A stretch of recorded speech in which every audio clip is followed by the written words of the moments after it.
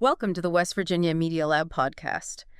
We've been kind of looking into something pretty interesting lately. Okay. Something that's kind of bubbling under the surface here in the Mountain State that you might not really expect. A surprisingly lively comedy scene. Interesting. Yeah, we've gathered some pretty fascinating insights, and it really seems to suggest that there's a genuine culture of laughter growing right here. Okay. So forget any preconceived notions you might have, because Yeah. as of March 14th, 2025, there's some really dynamic stuff happening with comedy in almost heaven. We're going to explore where you can actually find the laughs. Remember some of those iconic figures who first put West Virginia on the comedy map? Right. And then check out what's fresh and exciting right now. Our goal is to give you a really comprehensive picture of this surprisingly energetic world of comedy. Yeah, that's right. We've really examined the current situation, the historical roots, and really looked at what's driving this kind of comedic energy. Yeah. And it's really more than just telling jokes. It's actually quite revealing about the spirit of the state and a real testament to the talent that's here. Okay, so if you're thinking, where can I actually go to see some of this in action? Let's start there. Yeah. You might remember the Comedy Zone in Charleston. Oh, yeah. It used to be a pretty significant spot. They'd bring in touring comedians. Mm-hmm.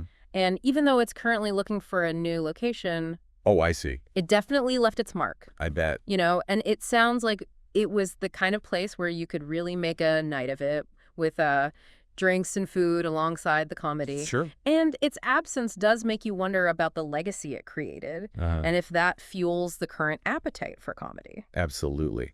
The Yeah. fact that the Comedy Zone was a known entity in Charleston, it highlights that there's been an appreciation for stand-up comedy here for a while, laying the groundwork for what we're seeing now. Yeah. Even though it's temporarily gone, the memory of it likely contributes to the desire for those kinds of comedic experiences.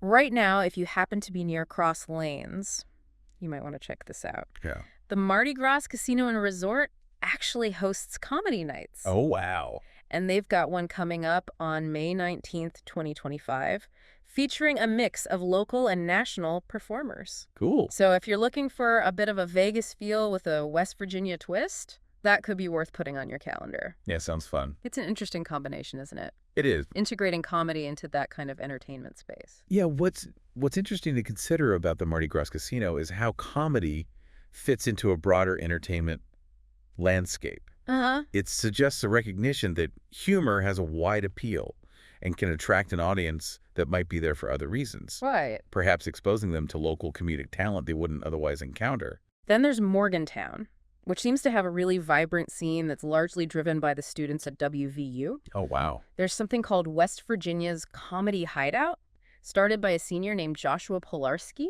Cool. And they host shows every other Monday at Happy's Pub and Stuff, featuring both local comedians and those visiting from elsewhere. Nice. It really does sound like a grassroots movement, fueled by that youthful energy you often find on college campuses. What do you make of a comedy scene being so strongly influenced by students? Well, I think the fact that students are taking the initiative in Morgantown really speaks volumes about the passion for comedy among the younger generation. Uh-huh. It's not just about passively consuming entertainment. They're actively creating opportunities for performance and community, Yeah. which is often a very positive indicator for the long-term health and growth of a local scene.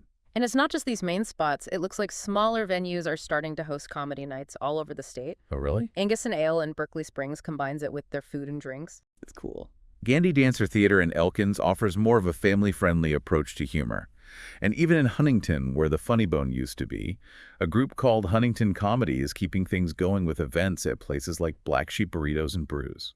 Wow. So it seems like you can find a laugh in all sorts of unexpected corners these days. Yeah. What does this tell us about the demand for live comedy in West Virginia?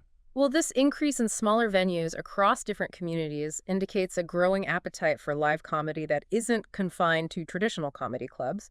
It suggests that people are looking for these kinds of entertainment options closer to home. Right. And it also allows for a more diverse range of comedic styles and formats to find an audience. Yeah, see that. So when we think about West Virginia and comedy, we should also remember some of the people who really put the state on the national comedy map. Yes. definitely. Perhaps the most well-known is Don Knotts, who was from Morgantown. Of course. His portrayal of Barney Fife on The Andy Griffith Show is just iconic. Yeah. And he won 5 Emmys for it. 5. He continued to make people laugh in movies. Uh-huh. And later on, Three's Company. He's a true legend. For sure.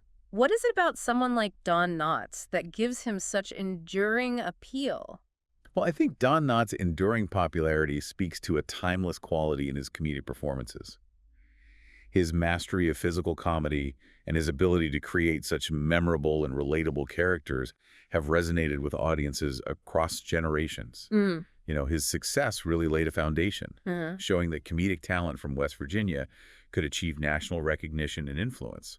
Another really notable figure from Morgantown is Steve Bridges, who was known for his incredible impersonations of Presidents George W. Bush and Barack Obama. Oh, yeah? He performed on The Tonight Show and even at White House dinners. Wow. That's a pretty remarkable level of recognition for that particular skill set. Absolutely. Yeah. Steve Bridges' success highlights the diversity of comedic talent that has come from West Virginia. His ability to inhabit the personas of such prominent political figures and deliver humor with such accuracy demonstrates a different facet of comedic artistry, Yeah. one that blends observation mimicry and often social commentary. And then there's Tommy Hanlon Jr., who brought his West Virginia wit to both acting and music, Right. showing how comedy can really enhance different forms of entertainment. It's interesting how a comedic sensibility can weave its way through various artistic expressions. Well, Hanlon Jr.'s career really underscores how a comedic perspective can enrich a wide range of creative pursuits.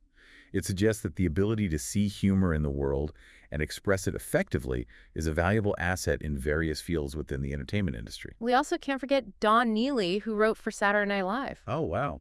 That's a huge platform for comedy. Yeah. And it proves that West Virginia talent has also played a vital role behind the scenes shaping national comedic conversations. Uh-huh. The writers are often the unsung heroes of comedy, aren't they? Absolutely. Neely's contributions to SNL demonstrate the sharp comedic minds and writing talent that have emerged from the state. Influencing national humor from behind the camera, it highlights the intellectual and creative work that underpins so much of what we see on stage and screen. And it's great to see that this tradition is continuing today, It is. with local comedians like Mark Robinson and Justin James, Yep. who are actively performing at events all across West Virginia. Uh-huh. It shows that the comedic spirit is still very much alive. The continued presence of working comedians like Robinson and James signifies a dynamic contemporary scene that's building upon the legacy of those earlier figures. It indicates that there's both talent and an audience here to support live comedy now. Looking at what's happening right now as of March 2025, a major highlight seems to be the West Virginia Comedy Festival. It's celebrating its 10th anniversary on March 21st and 22nd at the Robinson Grand Performing Arts Center in Clarksburg. Wow. And it's hosted by the Fearless Fools and the Vintage Theater Company. 10 years is a significant milestone for any festival, It is. especially one focused on something like comedy, in a state not always associated with it. Yeah. What does the longevity of this festival tell us? Well, the fact that the West Virginia Comedy Festival has reached its 10th anniversary really points to a growing level of organization and commitment within the state's comedy community. It suggests that there's a dedicated group of people working to promote comedy, Yeah. and that they've been successful in drawing both performers and audiences consistently over the years. It also seems like there's a real local energy, a hustle to keep the comedy scene going, Yeah. with regular shows and open mics at places like the Comedy Hideout in Morgantown.